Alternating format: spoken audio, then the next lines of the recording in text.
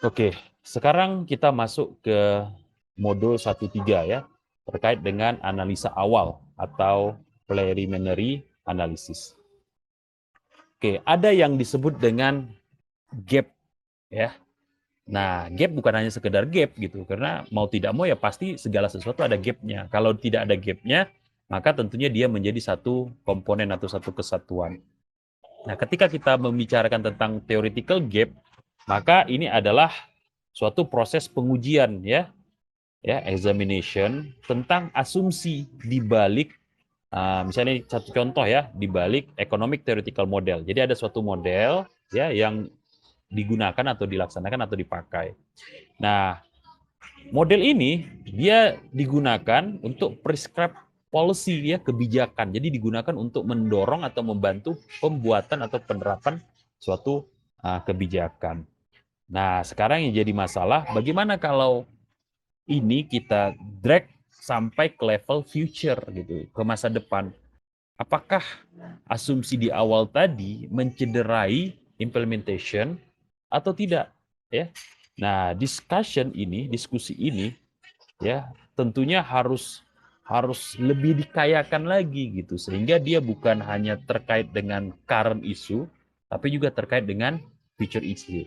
Nah, di sini ada gap gitu bahwa model-model teori sekarang cenderung hanya bisa anticipate sesuatu yang sedang terjadi ataupun mungkin dalam jangka pendek. Nah, sekarang bagaimana dengan penerapan-penerapan teknologi yang ada sekarang yang mau tidak mau membuat jadi lebih rapid, lebih cepat banget perkembangan-perkembangan yang ada dan ekonomi mau tidak mau akan terikut serta. Nah, perlu ada predictive model ataupun tambahan ya pada teori-teori yang ada. Nah, ini salah satu gap ya di mana kita menceritakan bahwa ada gap ini di teori ya. Teorinya tidak membahas dengan lebih gamblang masalah-masalah ini atau aspek-aspek ini. Nah, itu yang dimaksud dengan theoretical gap. Ada juga terkait dengan analisa kebutuhan ya. Nah, tentu ini dalam engineering ya atau dalam teknologi informasi ini sangat penting ya. Bahkan dalam sistem informasi juga sangat penting terutama ketika kita mau membuat aplikasi. Nah, intinya adalah requirement analysis ini berusaha untuk melihat ekspektasi ya, harapan dari user ya, harapan dari stakeholder ini apa gitu. Kemudian harapan-harapan mereka ini kita coba formulasikan menjadi kebutuhan-kebutuhan yang kita usahakan untuk ciptakan atau kita buatkan fitur-fitur ataupun fungsi-fungsinya. Nah, dengan proses ini ya, kita jadi lebih tenang ya, lebih jelas gitu. Arahnya mau kemana nih? Apa sih yang mau kita ciptakan atau apa yang mau kita buat?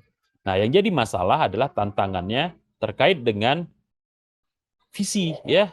Visi ini bisa saja berbeda gitu. Visi peneliti misalnya, visi organisasi ataupun visi dari user. Nah, oleh sebab itu perlu adanya proses check and recheck antara pihak-pihak yang terlibat sehingga di sini kita bisa memprioritaskan karena kalau mau ideal, nah tentu ini hampir mustahil ya.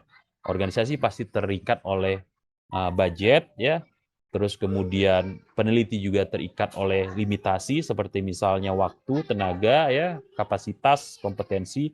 User juga terikat ya oleh apa namanya kebutuhan mendesak mereka gitu. Apa yang mereka inginkan sebenarnya dari dalamnya, kesiapan mereka dan seterusnya. Karena mau tidak mau mereka akan menggunakan perangkat-perangkat dalam pemanfaatan teknologi tersebut.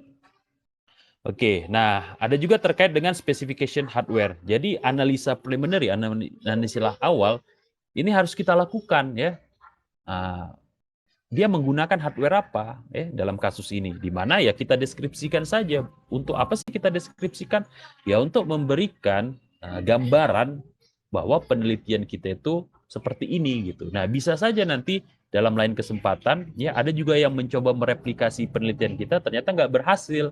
Nah, alasan dari hardware ini bisa kita jadikan sebagai acuan bahwa misalnya spesifikasi yang dia gunakan tidak support ya atau spesifikasinya terlalu kuno ya atau terlalu rendah dan lain sebagainya.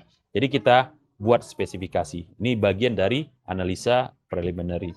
Atau kita juga bisa bikin ya analisa terkait dengan hubungan antar jaringan yang ada gitu. Dia menggunakan hubungan apa ini ya? Apakah mesh, apakah topologi ring ya, apa topologi bus dan seterusnya. Nah, nanti dari sini kita tahu kapasitas jaringan itu seperti apa sehingga nanti penerapan strategi-strategi di dalamnya jadi lebih sesuai gitu. Ya, seperti di sini kita misalnya memperhatikan kondisi layer-layer yang ada ya, berapa banyak visi yang ada di dalamnya, bagaimana performansinya dan sebagainya. Jadi ini bagian juga dari preliminary analysis. Atau kita juga lakukan ya analisa terkait dengan arsitektur yang dimiliki di perusahaan atau di organisasi tersebut ya, di mana di sini kita coba lihat layer-layernya ya, lapisan-lapisan ya. Nah, misalnya di sini mereka pakai SQL, oh kita tahu ya. Terus kemudian di sini ada extraction transform loadingnya bagaimana ya. Terus kemudian di sini ada rating, score, weight-nya dan sebagainya ya. Jadi kita coba visualisasikan arsitektur yang dimiliki oleh perusahaan dengan melakukan proses ini ya, data arsitektur. Ini juga bagian dari preliminary analysis.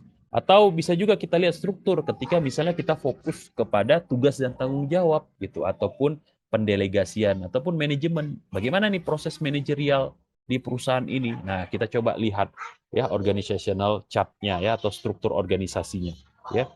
Jadi kita tahu nih siapa nih yang berada di top ya, siapa nih yang berada di bawah misalnya. Terus gimana hubungan antara satu